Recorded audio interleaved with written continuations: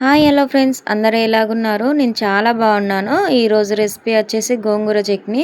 మిక్సీతో పని లేకుండా 10 మినిట్స్లో ప్రిపేర్ చేసుకుందాం రండి. ఫస్ట్ గోంగూరను తీసుకొని బాగా క్లీన్ చేసుకొని పక్కకు పెట్టుకోవాలి. అందులోకి పచ్చిమిర్చి, ఆనియన్, కొత్తిమీర, కరివేపాకు, పల్లీలు, నువ్వులు తీసుకోవాలి. స్టవ్ ఆన్ చేసుకొని స్టవ్ మీద ఒక ప్యాన్ పెట్టుకొని 2 పావుల నూనె పోసుకోవాలి. నూనె హీట్ అయ్యాక జీలకర్ర, ఆవాలు, ధనియాలు కూడా వేసుకోవాలి. పచ్చిమిర్చి, ఆనియన్ కూడా వేసుకొని ఒకసారి బాగా కలపాలి. ఫ్రై అయ్యేదాకా మూత పెట్టి మంటని సిమ్లో ఉంచుకోవాలి.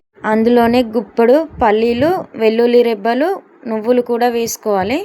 ఒకసారి కలిపి పల్లీలు ఫ్రై అయ్యేదాకా మూత పెట్టుకొని ఉంచుకోవాలి. పల్లీలు ఫ్రై అయ్యాక కొంచెం ఎండుమిర్చి, కరివేపాకు కూడా వేయాలి.